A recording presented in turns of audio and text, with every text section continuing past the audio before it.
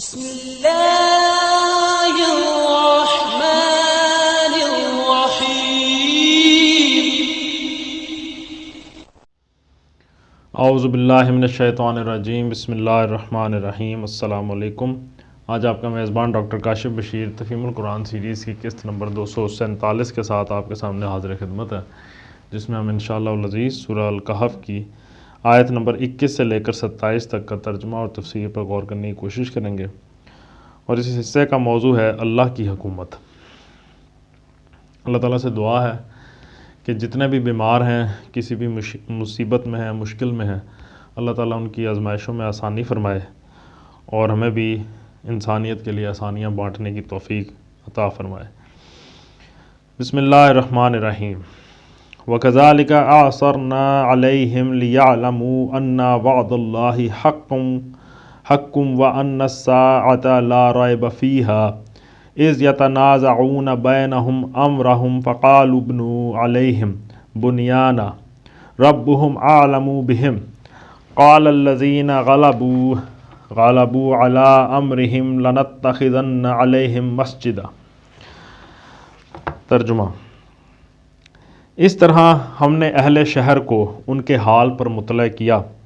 تاکہ لوگ جان لیں کہ اللہ کا وعدہ سچا ہے، اور یہ کہ قیامت کی گھڑی بے شک آ کر رہے گی، مگر ذرا خیال کرو کہ جب سوچنے کی اصل بات یہ تھی،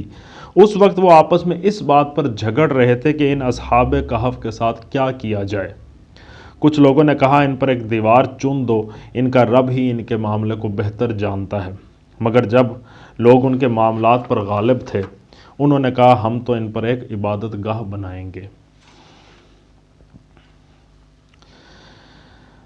اس طرح ہم نے اہل شہر کو ان کے حال پر مطلع کیا۔ اس حوالے سے تفسیر میں آتا ہے، یعنی جب وہ شخص کھانا خریدنے کے لیے شہر گیا تو دنیا بدل چکی تھی، بت پرست روم کو عیسائی ہوئے ایک مدت گزر چکی تھی، زبان، تہذیب، تمدن، لباس، ہر چیز میں نمایاں فرق آ گیا تھا۔ 200 برس پہلے کا یہ آدمی اپنی سج دھج، لباس، زبان، ہر چیز کے اعتبار سے فوراً ایک تماشا بن گیا، اور جب اس نے کیسر ڈیسیس کے وقت کا سکہ کھانا خریدنے کے لیے پیش کیا تو دکاندار کی آنکھیں پھٹی کی پھٹی رہ گئیں۔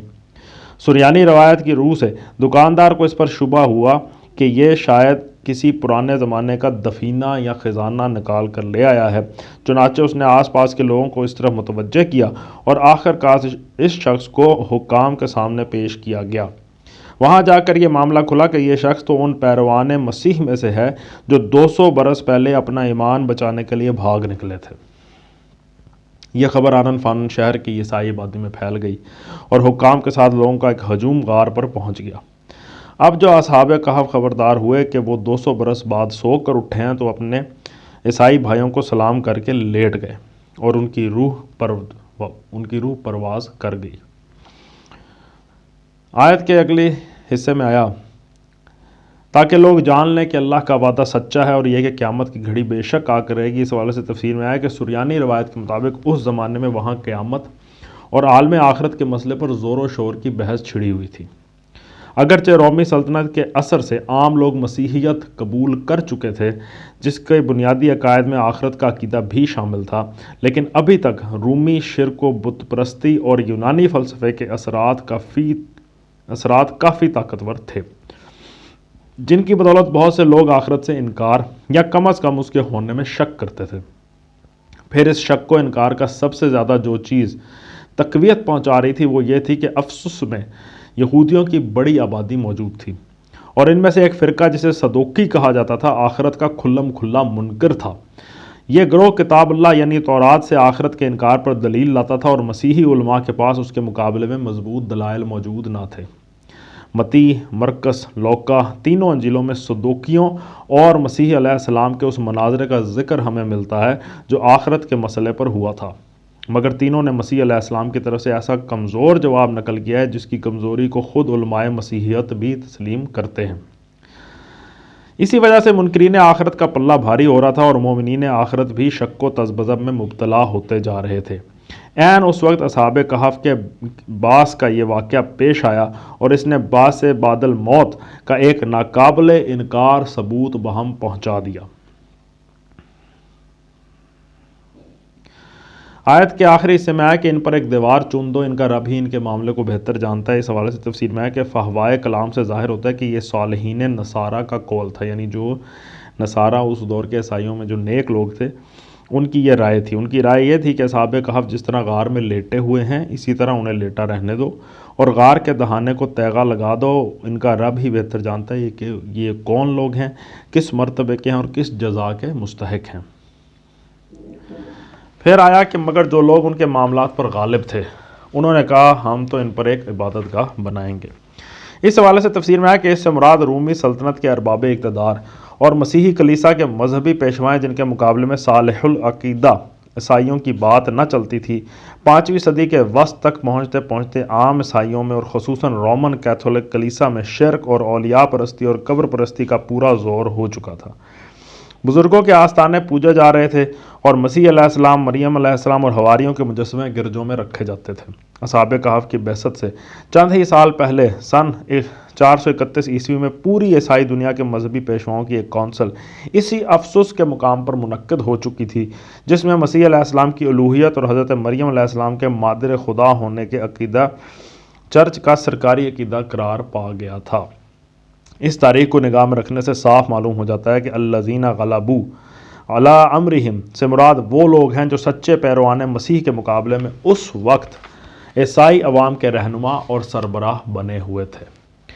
اور مذہبی و سیاسی امور کی باغیں جن کے ہاتھوں میں تھیں۔ یہی لوگ دراصل شرک کے علم بردار تھے اور انہوں نے ہی فیصلہ کیا کہ اصحاب کہف کا مقبرہ بنا کر اس کو عبادت گاہ بنایا جائے۔ مزید آتا ہے کہ مسلمانوں میں سے بعض لوگوں نے قرآن مجید کی اس آیت کا بالکل الٹا مفہوم لیا ہے۔ وہ اسے دلیل اٹھا کر مقابر صلحاء پر عمارتیں اور مسجدیں بنانے کو جائز قرار دیتے ہیں، حالانکہ یہی یہاں قرآن ان کی اس گمراہی کی طرف اشارہ کر رہا ہے کہ جو نشانی ان ظالموں کو بعث سے بعد الموت اور امکان آخرت کا یقین دلانے کے لیے دکھائی گئی تھی اسے انہوں نے ارتکاب شرک کے لیے ایک خداداد موقع سمجھا اور خیال کیا کہ چلو کچھ اور دلی پوجا پاٹ کے لیے ہاتھ آ گیا ہے۔ پھر آخر اس آیت سے قبور صالحین پر مسجدیں بنانے کے لیے کیسے استدلال کیا جا سکتا ہے جبکہ نبی پاک صلی اللہ علیہ وآلہ وسلم کے یہ ارشادات اس کی نہی میں موجود ہیں۔ مثلا مسند احمد، ترمذی، ابو داؤد، نسائی اور ابن ماجہ کی ایک حدیث ہے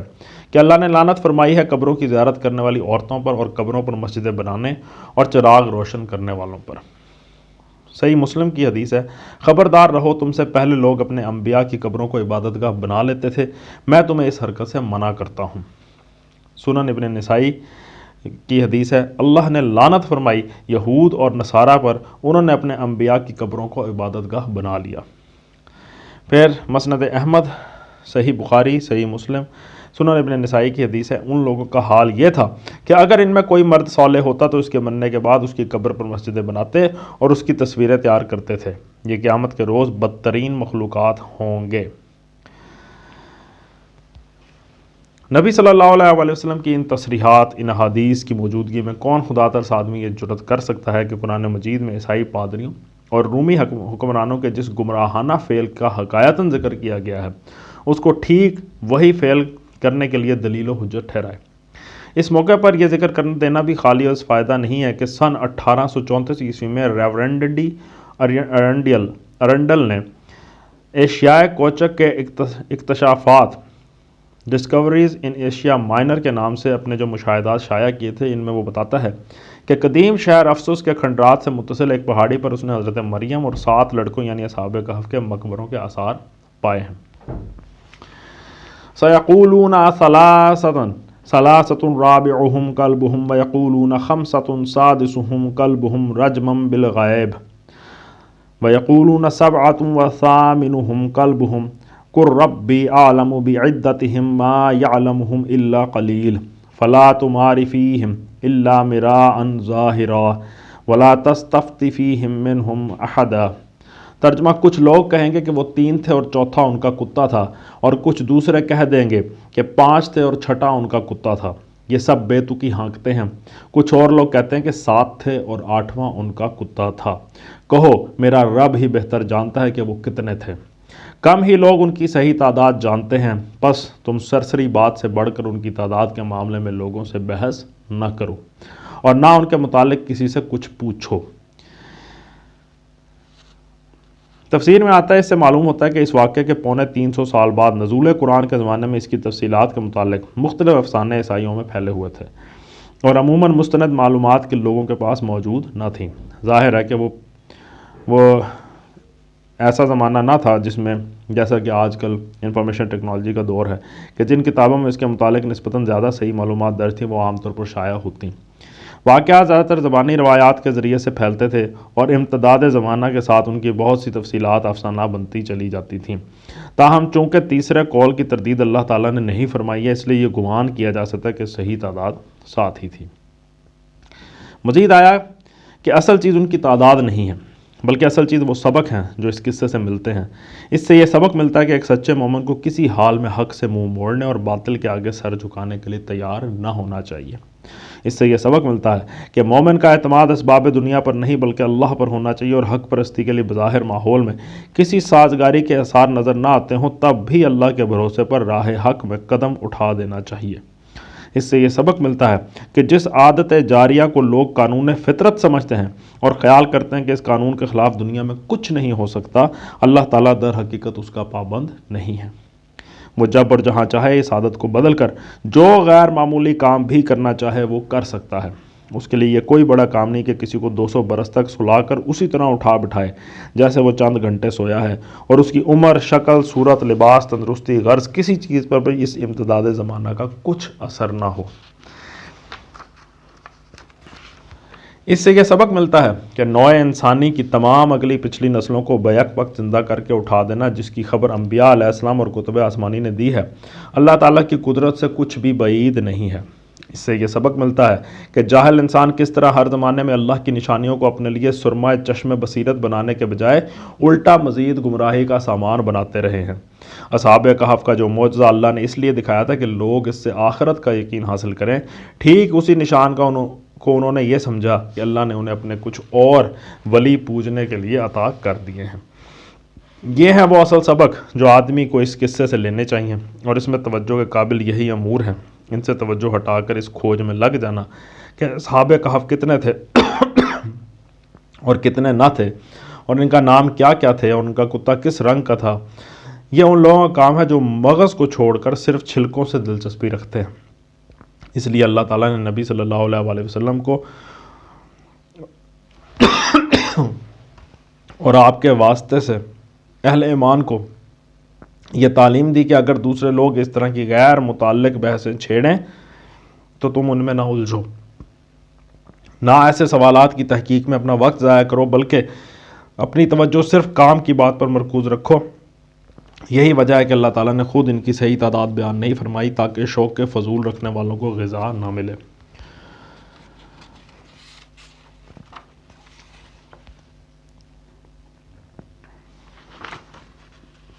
وَلَا تَقُولَنَّ لِشَيْءٍ إِنِّي فَاعِلٌ ذَلِكَ غَدًا۔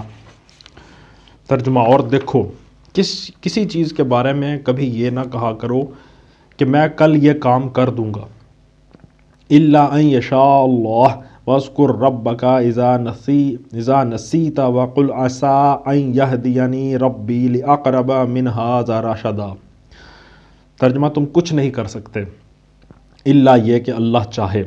اگر بھولے سے ایسی بات زبان سے نکل جائے تو فوراً اپنے رب کو یاد کرو اور کہو، امید ہے کہ میرا رب اس معاملے میں رشد سے قریب تر بات کی طرف میری رہنمائی فرما دے گا۔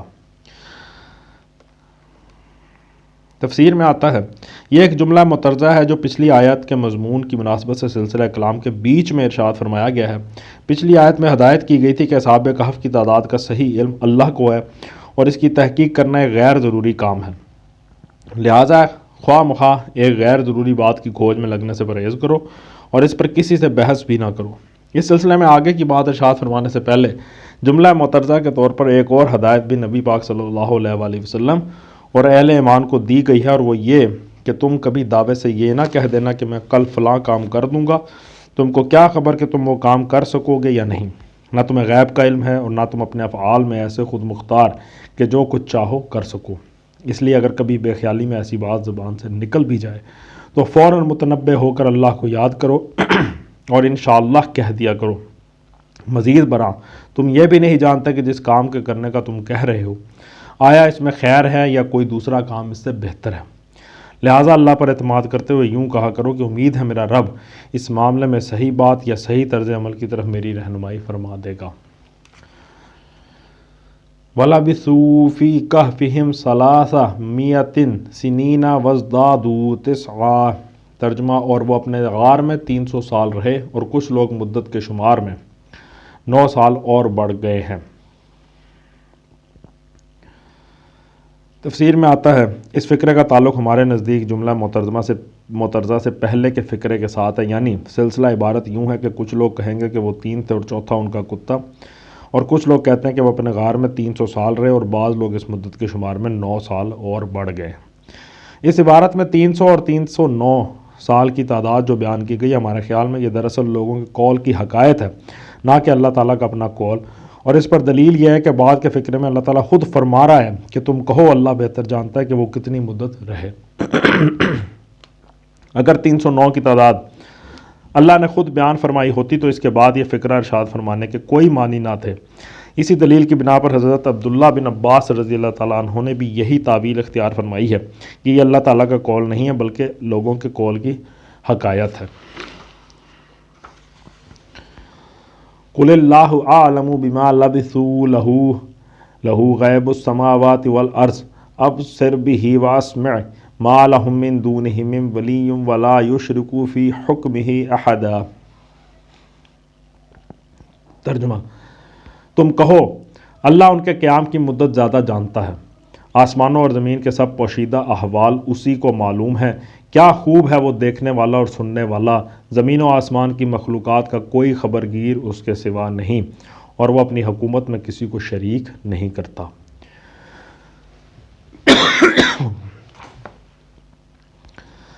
وَاتْلُ مَا أُوحِيَ إِلَيْكَ مِنْ كِتَابِ رَبِّكَ لَا مُبَدِّلَ لِكَلِمَاتِهِ وَلَن تَجِدَ مِن دُونِهِ مُلْتَحَدًا۔ ترجمہ، اے نبی صلی اللہ علیہ وآلہ وسلم، تمہارے رب کی کتاب میں سے جو کچھ تم پر وحی کیا گیا اسے جوں کا توں سنا دو، کوئی اس کے فرمودات کو بدل دینے کا مجاز نہیں ہے، اور اگر تم کسی کی خاطر اس میں رد و بدل کرو گے تو اس سے بچ کر بھاگنے کے لیے کوئی جائے پناہ نہ پاؤ گے۔ تفسیر میں آتا ہے کہ اصحاب کہف کا قصہ ختم ہونے کے بعد اب یہاں سے دوسرا مضمون شروع ہو رہا ہے، اور اس میں ان حالات پر تبصرہ ہے جو اس وقت مکہ میں مسلمانوں کو درپیش تھے۔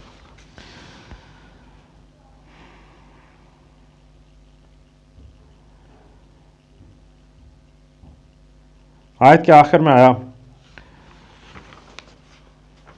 جس کے حوالے سے تفسیر میں آیا کہ یہ اس کا یہ مطلب نہیں کہ معاذ اللہ اس وقت نبی پاک صلی اللہ علیہ وآلہ وسلم کفار مکہ کی خاطر قرآن میں کچھ رد و بدل کر دینے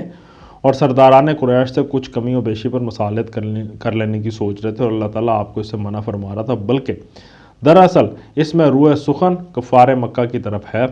اگرچہ خطاب بظاہر نبی صلی اللہ علیہ وآلہ وسلم سے ہے، مقصود کفار کو یہ بتانا ہے کہ محمد صلی اللہ علیہ وآلہ وسلم خدا کے کلام میں اپنی طرف سے کوئی کمی یا بیشی کرنے کے مجاز نہیں ہے۔ ان کا کام بس یہ ہے کہ جو کچھ خدا نے نازل کیا اسے بے کم و کاست پہنچا دیں۔ تمہیں ماننا ہے تو اس پورے دین کو جوں کا توں مانو جو خداوند عالم کی طرف سے پیش کیا جا رہا ہے، اور نہیں ماننا تو شوق سے نہ مانو، مگر یہ امید کسی حال میں نہ رکھو کہ تمہیں راضی کرنے کے لیے اس دین میں تمہاری خواہشات کے مطابق کوئی بھی ترمیم کی جائے گی، خواہ وہ کیسی ہی جزوی سی ترمیم ہو۔ یہ جواب ہے اس مطالبے کا جو کفار کی طرف سے بار بار کیا جاتا تھا کہ ایسی بھی کیا ضد ہے کہ ہم تمہاری پوری بات مان لیں، آخر کچھ تو ہمارے آبائی دین کے عقائد اور رسم و رواج کی رعایت ملحوظ رکھو، کچھ تم ہماری مان لو کچھ ہم تمہاری مان لیں، اس پر سمجھوتہ ہو سکتا ہے اور برادری پھوٹ سے بچ سکتی ہے۔ قرآن میں ان کے اس مطالبے کا متعدد مواقع پر ذکر کیا گیا ہے اور اس کا یہی جواب دیا گیا ہے۔ مثال کے طور پر سورہ یونس کی آیت نمبر 15 ملاحظہ ہو، جس کا مفہوم ہے کہ جب ہماری آیات صاف صاف ان کو سنائی جاتی ہیں تو وہ لوگ جو کبھی ہمارے سامنے حاضر ہونے کی توقع نہیں رکھتے کہتے ہیں کہ اس کے بجائے کوئی اور قرآن لاؤ یا اس میں کچھ ترمیم کرو۔ صدق اللہ العلی العظیم۔ الحمدللہ آج ہم نے سورۃ الکہف کی آیت نمبر 27 تک کا ترجمہ اور تفسیر پر غور کرنے کی کوشش کی ہے۔ اللہ تعالیٰ کا لاکھ لاکھ شکر ہے کہ ہم اس سلسلے کے ساتھ جڑے ہوئے ہیں۔ اللہ سے دعا ہے کہ اللہ تعالیٰ ہمیں اس اعلیٰ توفیق سے نوازے کہ ہم قرآن مجید کی تعلیمات کو سمجھ سکیں اور اس کو اپنی زندگیوں میں نافذ العمل کر سکیں۔ اسی دعا کے ساتھ آپ سے اجازت چاہیں گے. اپنا بہت خیال رکھیں. آپ لوگوں کا بہت بہت شکریہ. اللہ حافظ.